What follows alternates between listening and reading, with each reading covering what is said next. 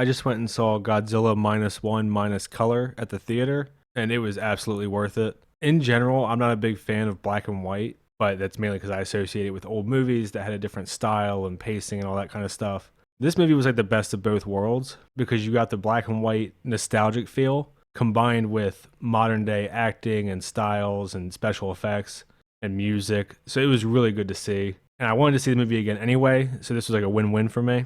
I'm not going to go through the whole movie because I did that in my other video when I saw it the first time, if you want to check that out. But I do want to talk about some things that I noticed this time on my second watch through and correct a couple mistakes that I made in my previous video.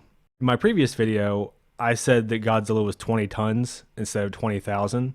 I said that he was like 2 stories, so I was thinking like 20 to 25 feet in the opening scene, and people were correcting me in the comments that he was more like 40 or 50. And I talked about his rough skin and how that looked. Someone explained that the bumps on his skin were keloids, which are associated with radiation poisoning, so that was good to know.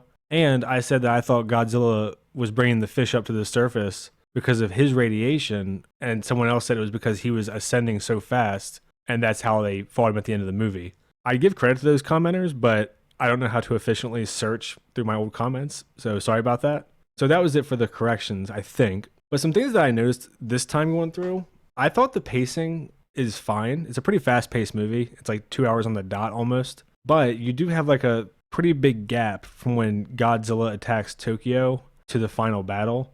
And I think that little planning section of the movie could have been like 5 to 10 minutes shorter. It would be like perfect because it does start to feel like it drags just a little bit. Not a huge deal, but just right in that like 75%-ish of the way through the movie area. The black and white though worked awesome for the music because it felt like a really old school movie with the music. And the horror stuff I thought was much more scary with the black and white version than the color. The opening scene where Godzilla's attacking on Oda Island was much more horror because it's so dark and you're just kind of getting glimpses of everything being destroyed and killed. And that was really cool. And his atomic breath, which I believe I called it fire breath in my last one, and my Godzilla friend corrected me. In the movie, they actually called it heat ray, so whatever. But his atomic breath nuclear explosion part was awesome. It's so cool to see. And that whole scene, when I saw it in color, obviously it's horrifying what's happening, but there's also a bit of like spectacle to it. And with the black and white, I feel like it just makes it like almost solidly just horror. I still think the worst parts of the movie, which aren't a big deal, are Noriko getting blown away like she did in Surviving, and the fact that he was able to find her in that big ass crowd when everyone's panicking and running around is pretty convenient for the plot. I don't want to go too long on this because I've already rehashed the movie in my other video, and this was mainly talking about the differences.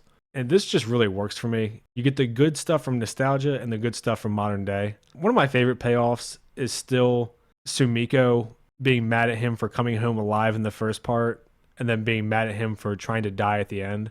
Not a huge thing, but that's just one of my favorite little parts of the movie. This time, I think I noticed more that every single soldier was more impacted in their day-to-day life than just the big breakdowns that we see Koichi have throughout the movie, which he's affected also. He won't get into a relationship. He's very distant from people. He has trouble sleeping. But you notice when they talk to people throughout the movie that they'll mention having trouble sleeping. They mention not being able to get over it, not really knowing their place in society. So it's really all the day-to-day stuff that I noticed a lot more on my second watch through. And I really like the character, I'm going to butcher the name, Mizushima, and what he represents. Because he's like your typical young guy who thinks war is just cool and wants to be in the action and glory and doesn't think it's a big deal and really see the consequences. And that applies, I think, to probably every developed country in the world where you haven't actually experienced war. I think it's much easier to glorify it. And you'll see this from extreme political types in America who want revolution and to overthrow the government and kind of unravel society. I think he encapsulates that mentality so well. And I like that the older characters who went to war are like, shut the fuck up and put him in his place. He doesn't have much screen time, but I really like what he represents and how it's handled in the movie. Much more this time, I think, than the first time. Because the first time I thought he was just a bit annoying, but this time I really appreciated his arc more. And I'm a fan of EFAP. If you're here, you're probably a fan of bigger channels. I would guess EFAP and Critical Drinker are a couple of them. And they had a couple of complaints that I don't think they were unfair, but I don't really agree with. One was the Godzilla boat scene, which is still awesome. They were saying that Godzilla swims faster than that throughout the movie, and that their little boat shouldn't have been able to get away. You could definitely interpret it that way, but I think it's also just kind of open, and it's not something that bothers me. Like, they're out in the ocean, so you have no points of reference. And we don't ever really see Godzilla swimming to be fast. We just kind of see him when he's attacking. Like when he attacks the battleships and stuff, they're not really moving. And the little wooden boat is going full throttle to try to get away. And we don't really know how fast it goes. So I don't think that's much of an issue. And the scene's awesome, so I don't really care. And they also said that Koichi had plot armor because he survived the atomic breath explosion. And I would sort of agree, but I think the way that you're supposed to interpret it is that Godzilla was directly between where he was standing and the explosion. And then he's in that little alleyway of two buildings which survived. So he doesn't really get anything except for wind and pressure. Everything else out in the open that Godzilla wasn't in front of is destroyed. So again, it's movie rationale, but I'm okay with it. If you've only seen it once, definitely worth the money. Of course, for me, matinee tickets at my theater are only $5, so easy decision there. And I wanted to see it again regardless. I'm not going to go too long. If you've already seen the movie, you know what you think. If you liked it, I liked the black and white a lot. I thought it was much scarier. And in general, I find black and white to be pretentious depending on how it's used. In movies like The Giver, which is not a very good movie, it's a good book, and Oppenheimer, I thought black and white was used very well. But in a lot of movies, I think it's just kind of douchey.